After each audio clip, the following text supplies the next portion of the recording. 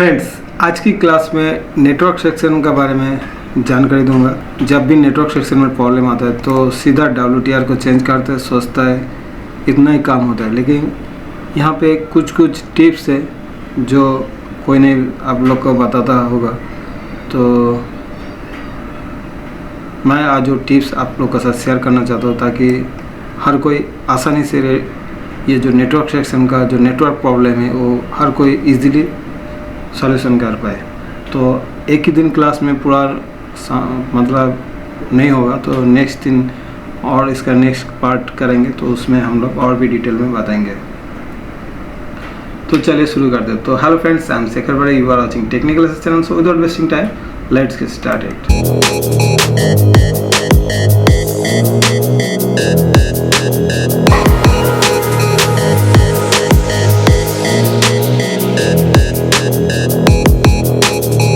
तो फ्रेंड्स, कभी भी आपका मोबाइल में नेटवर्क का प्रॉब्लम आता है तो हमेशा WTR को चेंज मत करिए। यहाँ पे आपका नेटवर्क सेक्शन में बहुत छोटा टिप्स है, वो टिप्स बहुत इंपॉर्टेंट होता है, जिसका कारण आपका मोबाइल पे नेटवर्क वीक आता है या तो नेटवर्क बिल्कुल नहीं आता है। तो इस छोटा टिप्स को आज आप लोग को साथ शेयर कर रहा हूँ मैं, ठीक है। और यहाँ पे आपका बहुत बेनिफिट हो सकता है, ठीक है। तो देखिए, सबसे पहले वाला टिप्स, यहाँ पे एक एंटेना मैच का सेक्शन बनाया गया, ठीक है। ये जो आपका लोकेशन दिखाई दे रहा है, मेरा जो एरो आपको दिखाई दे रहा है, यहाँ पे एक एंटेना मैच फंक्शन बनाया गया है। यहाँ से क्या CPU को सिग्नल मिलता है कि एंटेना सब कनेक्ट हो गया है, तब CPU क्या करते हैं, PM को कमांड देता है कि अभी एंटेना हमारा सब मैच हो गया, तो आप जहाँ पे वोल्टेज का रिक्वायरमेंट है वो सब वोल्टेज भेजना शुरू करो, ठीक है।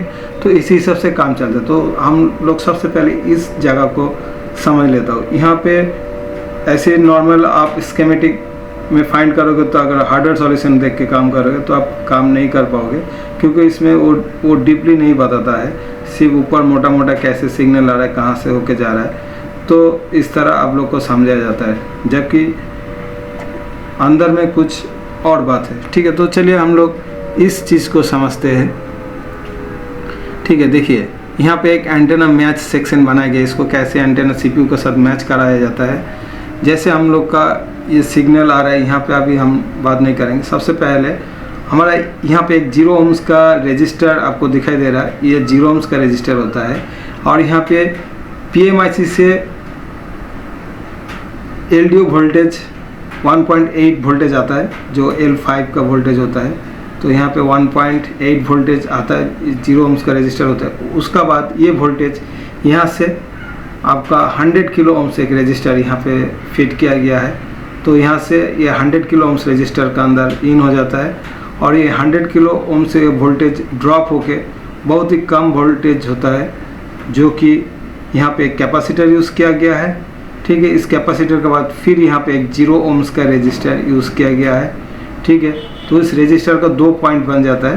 तो ये वाला जो पॉइंट है हमारा इस सिग्नल का साथ जो PRS सिग्नल आ रहा है एंटेना थ्रू, इस सिग्नल का साथ जुड़ा हुआ होता है। और दूसरा पॉइंट जो है ये सीधा हमारा CPU का साथ कनेक्ट होता है, ठीक है। तो कभी भी अगर आपका यहाँ पे ये जो 100 किलो ohms का रजिस्टर अगर ओपन हो जाता है, तो उस कंडीशन में क्या होगा, हमारा CPU को एंटेना मैच सिग्नल मिलेगा नहीं, और वो आगे पूरा सिस्टम को रोक सकता है। कुछ सेट में क्या करता है, पूरा नेटवर्क सेक्शन बंद कर देता है और आगे हमारा नेटवर्क में प्रॉब्लम आता है। तो इसको मैं थोड़ा और डीपली समझाने का कोशिश करता हूँ। मैं थोड़ा बीट मैप में लेके चलता हूँ, तो आप लोग को और आसान हो जाएगा कि ये कनेक्शन कैसे हुआ। तो मैं अभी आपको ड्रॉ करके भी थोड़ा समझा देता हूँ, देखिए आप लोग को बहुत ही आसान होगा। तो यहाँ पे एक 0 ohms का रजिस्टर होता है, और यहाँ पे मैं थोड़ा ड्रॉ करके आप लोग को समझाता हूँ। यहाँ पे मैं एक पावर IC ड्रॉ करता हूँ आप लोग को समझाने के लिए। ये मैंने पावर IC ड्रॉ किया, ठीक है। और यहाँ से ये जो PMIC है हमारा, PMIC से इस रजिस्टर का अंदर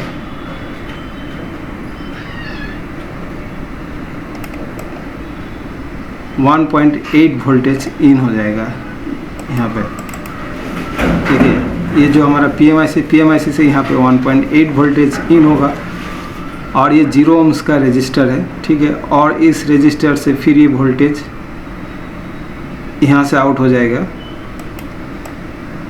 यहाँ से आउट होके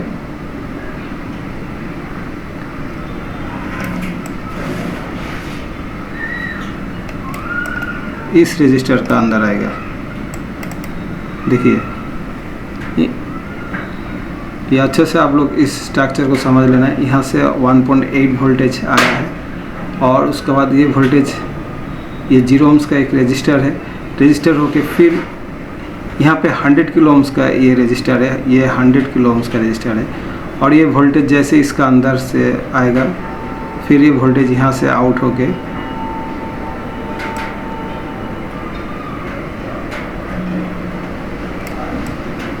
फिर यहाँ पे एक कैपेसिटर है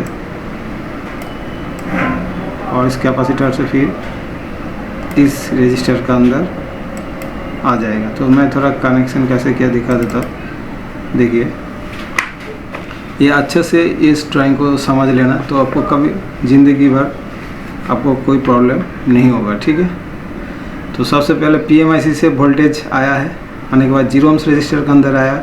इस सर्किट को आप खुद भी ड्रॉ करके रख सकते हैं, बहुत इंपॉर्टेंट है, जो एंटेना मैच का सिग्नल बनाता है यहाँ पे। और ये वोल्टेज फिर यहाँ पे आके 100 किलो ohms का रजिस्टर होता है, इस रजिस्टर से वोल्टेज ड्रॉप हो जाता है। ड्रॉप होने के बाद बहुत ही कम वोल्टेज होता है, जो फिर इस रजिस्टर को यहाँ पे फिर 0 ohms का रजिस्टर लगाया जाता है। और इस रजिस्टर के इस पार्ट से यहाँ से एक पॉइंट जाता है, मैं थोड़ा आपको समझाने का कोशिश करता हूँ। यहाँ से मैं थोड़ा इस जगह पे एक CPU ड्रॉ कर लेता हूँ। ठीक है, क्योंकि उधर लेके जाने से समझाने से आप समझ नहीं पाओगे, तो मैं थोड़ा यहाँ पे एक CPU का ड्रॉ करता हूँ। यहाँ पे मैंने CPU बना दिया है। ठीक है,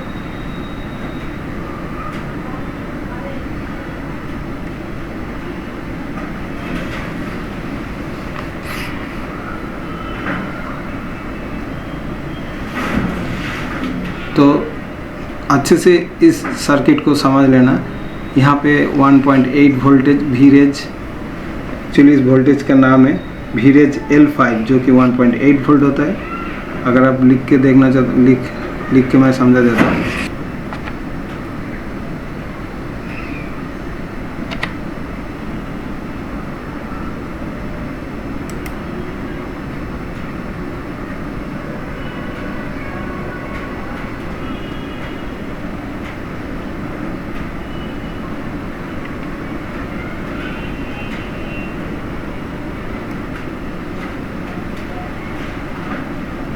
तो फ्रेंड्स आप देख पा रहे हैं, शुरू से देखिए मैं यहाँ पे PM बना दिया। PM से वीरेज L5 1.8 वोल्ट इस रजिस्टर का अंदर आता है।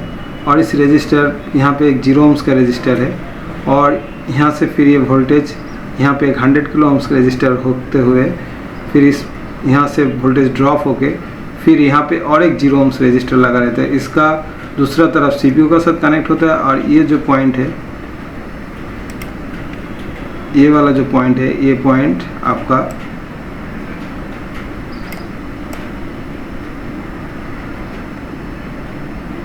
इस रजिस्टर का साथ लगा होता है। इसको मैंने वाइट कलर से आप लोग को दिखाया। ठीक है, तो एक बार इस जगह को आप आसानी से समझ लीजिए। देखिए यहाँ से जो कनेक्शन डायरेक्ट होता है, डायरेक्ट होके ये वाइट वाला जो वायर है इसका साथ ये 1.8 वोल्टेज जैसे ड्रॉप हुआ और इसको कम करने के लिए यहाँ से जैसे यहाँ पे हम लोग एंटेना वायर लगा देते, तो एंटेना वायर का जैसे लगाते तो वो ग्राउंड का साथ कनेक्ट हो जाता है। 2 वायर में होता है, जैसे आप एंटेना कनेक्टर लगाओगे तो ग्राउंड हो जाता है। यानी यहाँ से जो वोल्टेज मिल रहा था बहुत ही कम वोल्टेज होता है, वो वोल्टेज क्या था और ग्राउंड हो जाता है। तो CPU को यहाँ पे पहले CPU को जितना वोल्टेज मिल रहा है जैसे कनेक्टर लगा देगा CPU को, और जितना वोल्टेज मान लीजिए यहाँ पे इसको 0.75 वोल्टेज मिल रहा था तो उसका भी आधा हो जाएगा, तो बहुत ही कम वोल्टेज इसको जैसे मिलना शुरू हो जाता है तो सीपीयू को मालूम चल जाता है कि एंटेना हमारा कनेक्ट हो गया, तो यहाँ पे एंटेना मैच सिग्नल इसको मिल जाता है। जैसे सीपीयू का एंटेना मैच सिग्नल मिल जाता है तब ये क्या करते हैं, पीएमआईसी को सिग्नल भेजता है कि अभी आप जो वोल्टेज के रिक्वायरमेंट वो भेजना शुरू करो। तो ये वाला पॉइंट बहुत ही इम्पोर्टेंट है, ठीक है। इस जगह को बिल्कुल हल्का से नहीं लेना, ये बहुत ही डीपली चीज़ है, ठीक है। तो पॉइंट नंबर 1 हमारा ये था। अभी दूसरा पॉइंट, दूसरा जगह का जो पॉइंट है वो भी इम्पोर्टेंट है, उसको भी आप लोग को समझने का कोशिश करता हूँ, ठीक है।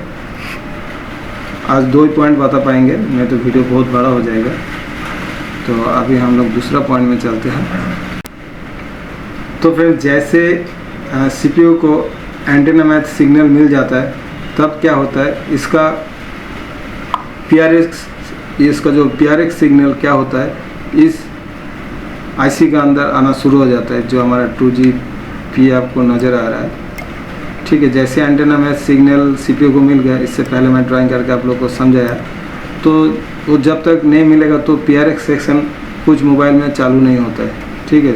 जब तक एंटेना मैच सिग्नल नहीं मिल जाता सीपीयू को, तब तक इसका पीआरएक्स सिग्नल फंक्शन, ये सिग्नल आगे इस आईसी का अंदर नहीं जाता है, ठीक है।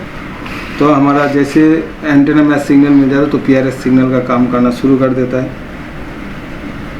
तो वो सिग्नल जैसे इसका अंदर आता है तो तब भी ये जो 2GPA है आपको दिखाई दे रहा है, ठीक है। ये 2GPA कंप्लीट चालू नहीं होता जब तक यहाँ ये इसका जो एक सिग्नल होता है, एक सिग्नल आउट होता है। तो क्या सिग्नल आपको चलो बीट मैप में दिखाने का कोशिश करता हूँ।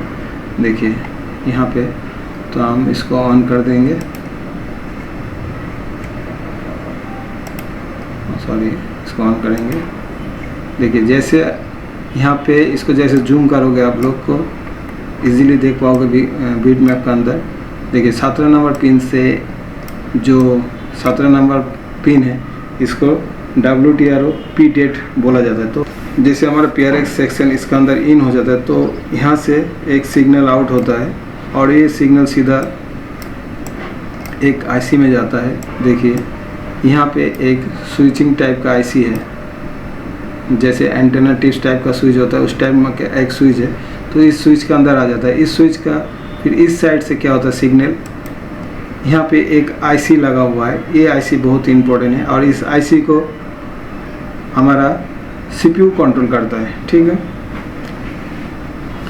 तो देखिए यहाँ पे जैसे ये WTRO P डेट जो सिग्नल यहाँ पे आया इस जगह पे, और यहाँ से होके इस स्विच के माध्यम से इस जगह से आउट हो जाएगा और यहाँ पे एक रजिस्टर लगाया गया है, ठीक है। और उस रजिस्टर 0 ohms का रजिस्टर है, इसको इस टाइप में कनेक्शन किया जाता है। और यहाँ से ये वाला पॉइंट क्या होता है, जो WTRO, यहाँ पे एक आईसी लगाया गया है, छोटा आईसी जिसका 6 लेग टाइप का आईसी है, ठीक है। इसमें बॉल टाइप का नहीं होता, 6 लेग टाइप का आईसी है। तो इस आईसी का यहाँ से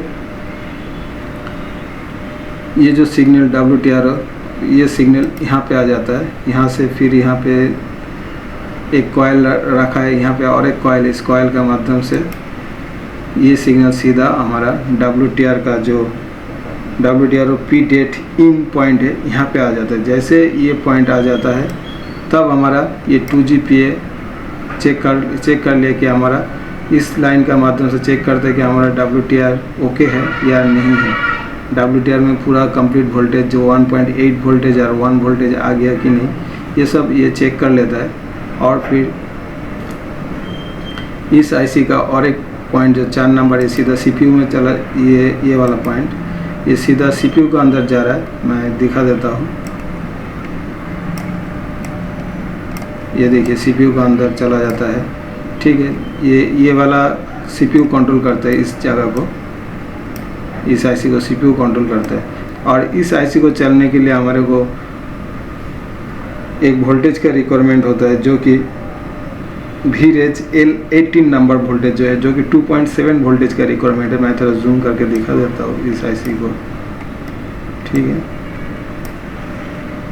ये देखिए, जो कि छोटा छोटा चीज़ें कोई नहीं शेयर करता है, और यहाँ पे मैक्सिमम नेटवर्क का जो फॉल्ट है ये छुपा हुआ रहता है, ठीक है। और ये वाला आईसी में जो वोल्टेज आता है दिखाऊंगा आपको, ये पे यहाँ पे 2.7 का वोल्टेज जो PMIC से आता है, VREG L18 नंबर वोल्टेज जो है 2.7 वोल्ट होता है, इसको हमेशा याद रखना। और ये वोल्टेज मिसिंग भी हो जाता है तो फिर भी आपका नेटवर्क का इशू आएगा, ठीक है। तो आपको कितना भी आप WTR चेंज कर दो तो आपका कभी भी सॉल्यूशन नहीं होगा। तो ये सब वोल्टेज बहुत इंपॉर्टेंट है, आप ज़रूर चेक कर लीजिएगा, ठीक है। तो ये 2 पॉइंट बताया, नेक्स्ट दिन क्लास में और भी बताऊंगा। और WTR का जो 2 इम्पोर्टेंट वोल्टेज है वो सभी को मालूम है, 1 वोल्टेज और 1.8 वोल्टेज। और जो 1 वोल्ट फिर तीन भागों में डिवाइड हो जाता है। तो इस चीज़ को आप लोग हमेशा याद रखिएगा। जो WTR का सभी को मालूम है, इसलिए मैं इसको नहीं बताना चाहता हूँ, ठीक है। अगर फिर भी आप लोग समझना चाहते हैं तो मेरे को कमेंट सेक्शन में ज़रूर लिखिएगा। WTR का और डिटेल में आप लोग को बताएंगे, ताकि आप लोग आँख बंद करके बोल सकते हैं कौन सा पॉइंट किसका है, कौन सी जगह में चेक करना है, क्या करना है। और इसका WTR का और एक इम्पोर्टेंट पॉइंट है, जो 100 क्लॉक जो इन होता है उस पॉइंट को ज़रूर चेक करिएगा। वो DSO से चेक किया जाता है। अगर इसमें क्लॉक सिग्नल भी अगर नहीं आता है तब भी हम लोग को नेटवर्क का इशू होता है। नहीं तो आप खामोखा 10, 20 कितना भी WTR चेंज करोगे, आपका नेटवर्क सेक्शन सक्सेस नहीं होगा। तो आज छोटा छोटा टिप्स बताया, और भी टिप्स है, ठीक है, नेटवर्क सेक्शन में। और network section MediaTek, Qualcomm almost same ही होता है। तो आज जो सेक्शन एक मैंने बताया एंटेना मैथ सेक्शन, और जो ये वाला एक कंट्रोलर जो यहाँ पे लगा हुआ है, जो ये वाला आईसी भी बहुत इम्पोर्टेंट है, ठीक है। तो इस आईसी का भी आप प्रॉपर नॉलेज होना चाहिए इस आईसी के बारे में, ठीक है। अगर यहाँ पे भी मिसिंग होगा तो आपको नेटवर्क इशू होगा, ठीक है फ्रेंड्स। तो उम्मीद कर तो आज कुछ ना कुछ जानकारी आप लोग को मिला है। तो आज के लिए वीडियो इतना ही है। आप लोग खुश रहिए, फिर मिलेंगे नेक्स्ट वीडियो में। तब तक के लिए bye bye and take care.